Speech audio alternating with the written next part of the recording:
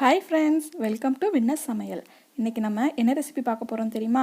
இட்லி தோசைக்கெல்லாம் சூப்பரான ஒரு டிஷ்ஷு தான் பார்க்க போகிறோம். அதுதான் தக்காளி சட்னி.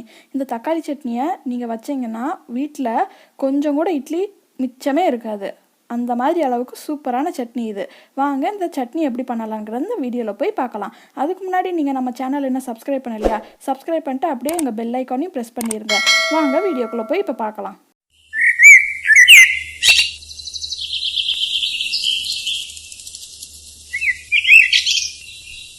ஃபஸ்ட்டு 4 பெரிய வெங்காயத்தை எடுத்து இந்த மாதிரி கட் பண்ணி எடுத்து வச்சுக்கிடுவோம்.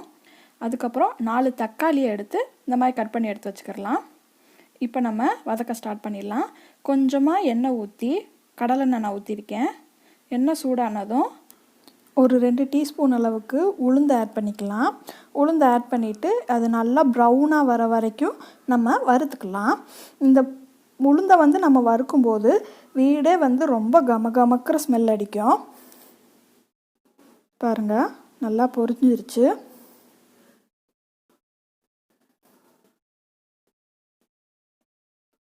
இப்போ ப்ரௌன் ஆயிடுச்சு. இதை நம்ம மிக்ஸி ஜாரில் தனியாக எடுத்து வச்சுக்கிடுவோம். இந்த கலருக்கு நல்லா பொரியணும். பாருங்கள், இந்த ப்ரௌன் கலரில்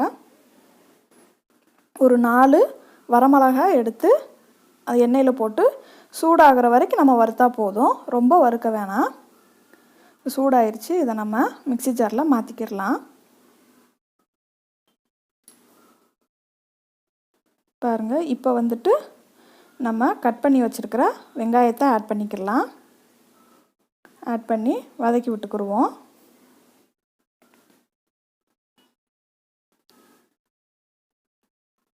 கொஞ்சமாக வதங்கணும். லைட்டாக வதங்கின பிறகு நம்ம தக்காளி ஆட் பண்ண போகிறோம். ஆட் பண்ணிட்டோமா? இப்போ தக்காளி ஆட் பண்ணிவிட்டு நல்லா வதக்கி விட்டுக்கலாம். இந்த டைமில் நம்ம வெள்ளைப்பூடு ஆட் பண்ணிக்கலாம். ஒரு 10 பல்லளவுக்கு. கொஞ்சமாக கருவேப்பிலையும் நம்ம சேர்த்துக்கிடுவோம். இந்த அளவுக்கு ஆட் பண்ணிவிட்டு நல்லா வதக்கி விட்டுக்கிடலாம். வெங்காயம் நல்லா ப்ரௌனாக வர வரைக்கும் வதக்கி விட்டுக்கிடுவோம். பாருங்கள், இந்த ப்ரௌன் ஆயிடுச்சு. இப்போ நம்ம ஆஃப் பண்ணிட்டு இதை நம்ம ஆற வச்சுட்டு மிக்ஸி ஜாரில் ட்ரான்ஸ்ஃபர் பண்ணிக்கிடலாம். எல்லாத்தையும் நல்லா ட்ரான்ஸ்ஃபர் பண்ணிவிட்டு அரைக்கலாம். இப்போது தண்ணி எதுவுமே விடாமல் நல்லா ஃபைன் பேஸ்ட்டாக அரைச்சிக்கிடலாம். இந்த மாதிரி இப்போ நம்ம கொஞ்சமாக பெருங்காய பொடி ஆட் பண்ணிவிட்டு தேவையான அளவுக்கு உப்பும் ஆட் பண்ணிவிட்டு நல்லா மிக்ஸ் பண்ணி விட்டுக்கிடலாம். பாருங்கள், தண்ணியே ஆட் பண்ணல, எவ்வளோ கன்சிஸ்டன்சியில் இருக்குது. இப்போ நம்ம தாளிக்கலாம்.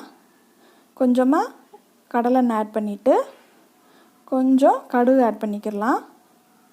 கொஞ்சமாக சோம்பு ஆட் பண்ணிக்கிடலாம். கொஞ்சம் கருவேப்பிலை ஆட் பண்ணிவிட்டு இதை நல்லா பொரியட்டும். நம்ம அதை தாளிச்சிட்டு நம்ம சட்னியில் இதை கொட்டிட்டோம்னா நம்மளுக்கான தக்காளி சட்னி ரெடி ஆயிடுச்சு. பாருங்கள், பார்க்கவே எவ்வளவு கலர்ஃபுல்லாக இருக்குது. இந்த தக்காளி சட்னி சூப்பரான ஒரு சைட் டிஷ். இந்த ரெசிபியை உங்கள் வீட்லேயும் ட்ரை பண்ணி பாருங்கள். எப்படி இருந்துச்சுங்கிறத எங்களோட கமெண்ட்டில் ஷேர் பண்ணுங்கள். பிடிச்சிருந்தா இந்த வீடியோவுக்கு லைக் பண்ணிடுங்க. அப்படியே மறக்காமல் சப்ஸ்கிரைப் பண்ணிடுங்க. பக்கத்தில் இருக்க பெல் ஐக்கானையும் ப்ரெஸ் பண்ணிடுங்க. தேங்க்யூ ஃபார் வாட்சிங் அவர் வீடியோ.